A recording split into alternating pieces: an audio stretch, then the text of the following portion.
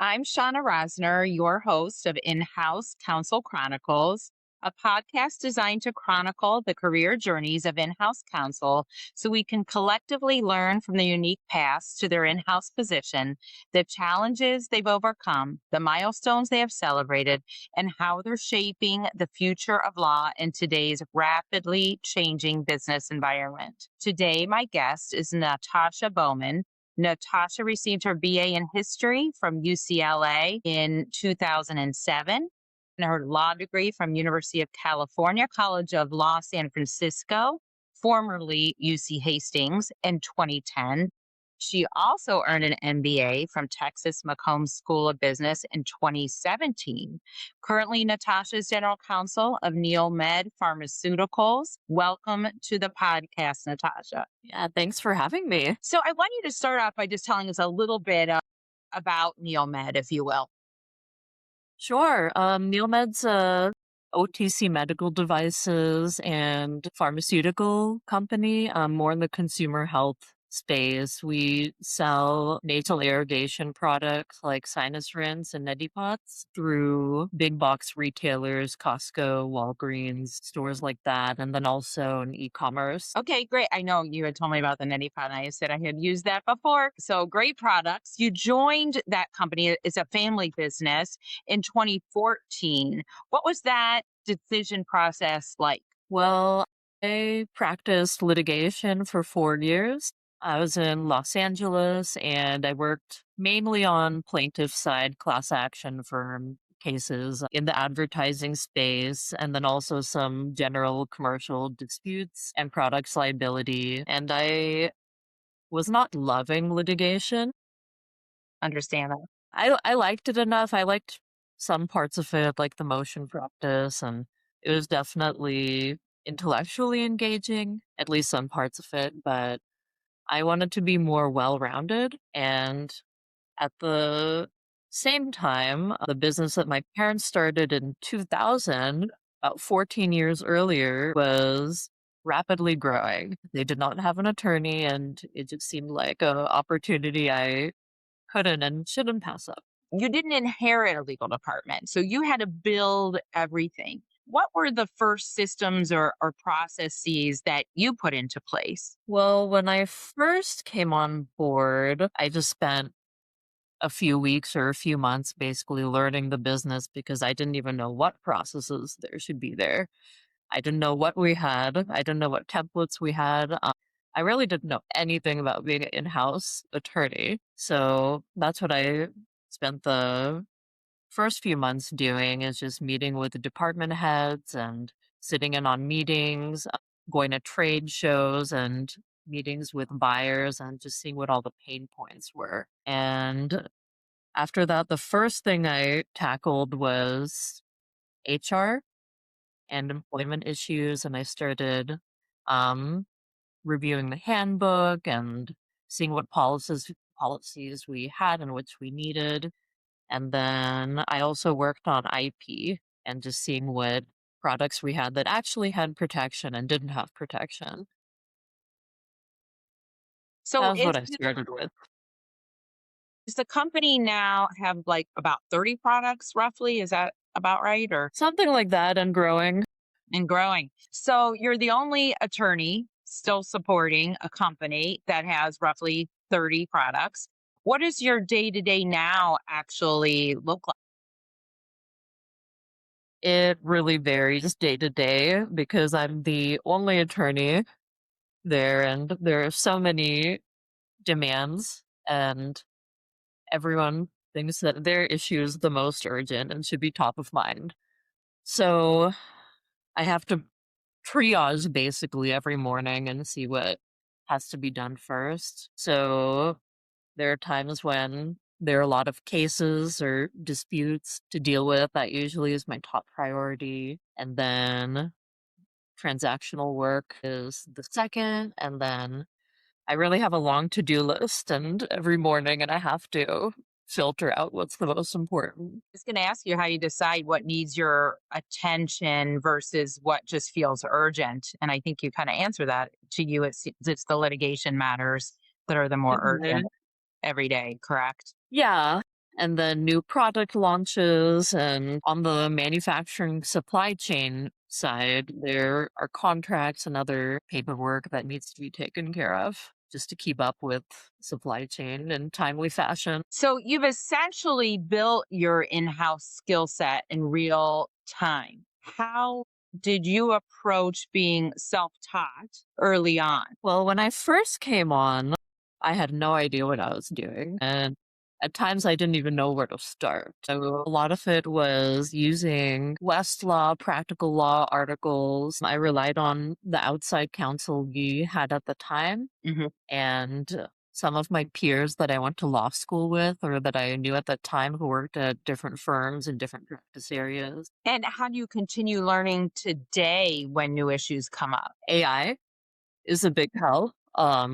I use ChatGPT often to brainstorm or get a brief overview of the law or find out what new laws have been enacted that I need to be aware of. I can't rely on it too much because we don't know how accurate it is yet. So I use it more to point me in the right direction and look Yeah. at the resources. And then also at this point, after 14 years, I have fortunately developed a professional network that I can bounce ideas off of. If someone is stepping into their first in-house role without a playbook, so to speak, like you did, what do you think they should do in their first 30 to 60 days?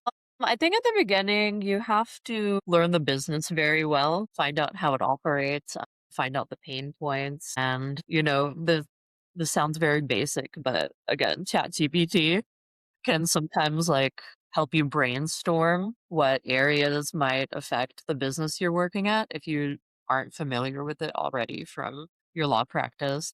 Uh, And you should definitely network with other professionals in in-house counsel that are at similar businesses and get some ideas about how to start that department. I was just curious, when you got an MBA, was that purposeful? And I can't remember the time. Were you already in this in-house role or were you Yeah. anticipating that? I was already in the role. I felt like it would help me become more well-rounded and give me some knowledge that I did not have being a litigator for a few years and not really having corporate experience before that. So I wanted to learn the basics of marketing and finance and supply chain operations.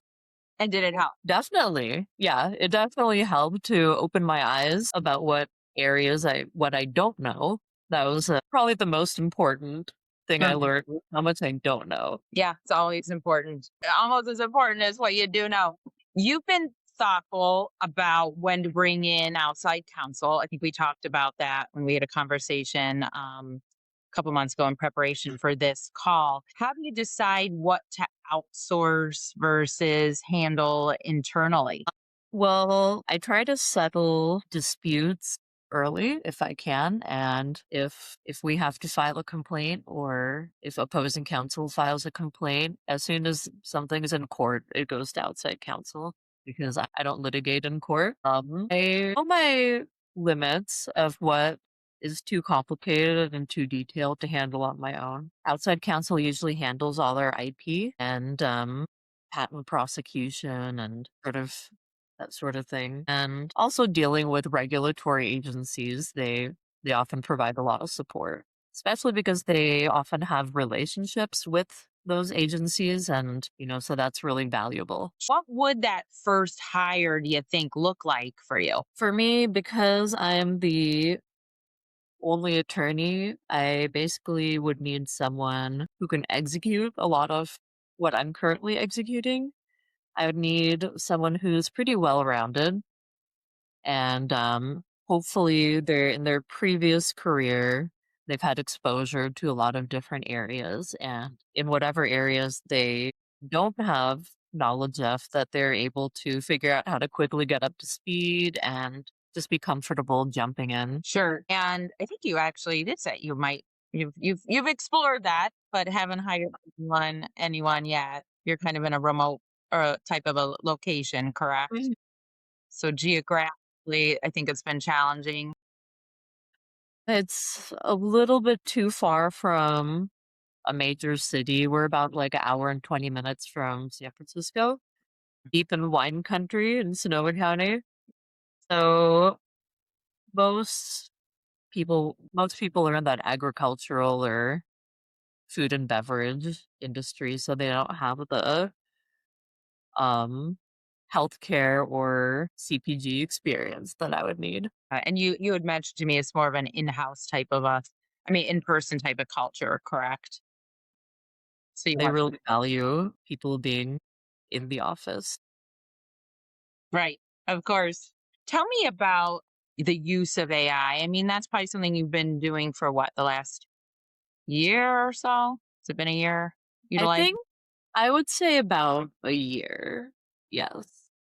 and how has that changed your work on a daily basis? I mean, what are you using AI for? What have you found that you really can't? I mean, I find it really helpful, at least for answering quick questions that would have previously gone to outside counsel. I also find it helps to give a first pass or maybe create a template for a contract. Mhm. I often find the templates to be a little bit too basic, but it'll at least guide me in the right direction. Yeah, it's been helpful. It's not perfect. Getting better every day from what I hear, but can't be fully reliant on it. So you still use outside counsel. In your world, what separates a good outside counsel from a great one? I think that efficiency can be an issue, and it might be because I've been forced to be really efficient in my job and I'm spread very thin. So I like someone who is able to quickly get me an answer, quickly execute what I need done, and not just recite the law to me, but come up with practical solutions that are not going to annoy people in our business. There's going to be a lot of technical violations at times, and we need someone who's going to really be able to balance what's practical and not practical. I can't go to department heads and basically tell them no to everything. So you need someone that's a little closer kind of to the business and understands that point of view that you have for Mhm. moving things forward. And they have to understand what your workforce is like. For example, if they're writing a policy that I'm going to distribute to manufacturing staff or to the marketing team, it can't be too technical. It has to be a really easy to read, easy to follow language. So do you sometimes have to go back to outside counsel and ask them for just things, spell things in more layman's terms, or do you do that yourself? I will end up doing it myself Mhm. most of the time, also because of financial pressure. Right. Sure. I get that. So I always like to ask about advice that my guests have. Looking back in your career journey and when you started your career, so let's just say right when you took the bar exam, looking back now, what advice would you give yourself? Well, I think one thing you have to know is that what you thought you were going to do in law school or what you wanted to do in law school, you may end up doing something totally different, and just to be open to taking risks and going down different paths. Definitely start developing a network of peers and mentors, ideally, who can guide you. That's been a big one for me. How have you done that? I joined different associations. When I was in LA, I was in the Association of Business Trial Lawyers. That was a really good one. And they also had a really good CLE. They had some really prominent people come and speak sometimes, which was cool, like Kamala Harris back when she was Attorney General in California, and even Justice Scalia back Wow. when he was alive. Yes. I remember doing a paper on him back in undergrad. Yeah. And also, at that time when I graduated, LinkedIn wasn't so popular, but you can always use these professional networking sites to reach out to people. A lot of times people are pretty receptive. Is your network expansive, like across the country, or did you keep it kind of local? Right now, it's across the country. Yeah, I'm involved in some organizations locally, but I also use the Women's General Counsel Network, which is great, which has thousands of, well, women general counsels. And you've developed some strong relationships through that. I don't know about that strong, but it's a really great group to bounce ideas off of and ask advice. And if there's some novel area I haven't dealt with, and I ask the group, people are really helpful. Um, Each platform is that, I mean, or something on LinkedIn or it's actually just an email listserv, but they've started having conferences and local events too. have you attended any of those yet? I have. Yeah. There was a happy hour a while ago that had maybe 50 of us, and it was nice to put faces to the names. I think that's great. I can imagine that'd be a really valuable resource and tool for women in house counsel people would want to know about. My last question for you is, you were kind of in a unique situation. It's a family owned company, and then they brought you in or as the first in-house counsel. What advice do you have for, I guess it could be a two-part question. One, someone who there is a family business and they don't have an in-house counsel and becoming an in-house counsel in family business. Any advice you have there? Do you mean if it's your own family or someone else's family? Yours to start. I bet it would be different, but for your own. Expect a lot of pushback from family members. There's definitely a bias that they're going to have, especially if they're older and they've seen you grow up. And in my case, my father, who's known me since I was born. I guess what you're saying is, there's still, you have to prove yourself, just like you would if you were coming in elsewhere. Just because it's family and weren't treated differently, maybe it's even more pressure to prove yourself. Yeah, especially because they're going to be employees who are happy to see you, and they're going to be people who just view it as a Nepo baby thing and might discount what you have to offer. What advice then do you have for people that come in as a first in-house counsel? How they can best prepare themselves for that? Do you mean at a family business or just a business in general? In general, How to prepare themselves. Well, it helps the more exposure you have to different areas, the more prepared you'll be. If you're looking at becoming an in-house counsel a year or two from now, definitely just go to different CLEs in different practice areas. Go to conferences if you can. If you have the opportunity to go to any councils that or any conferences that are for in-house counsel, maybe if you're at a firm and you're able to get a seat there, that's a good way to get some exposure. And yeah, your peers are very important too. great advice. Thank you so much for your candor today.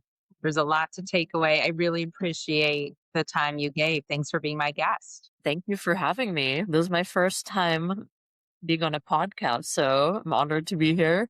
Did great. Thank you so much. Thank you.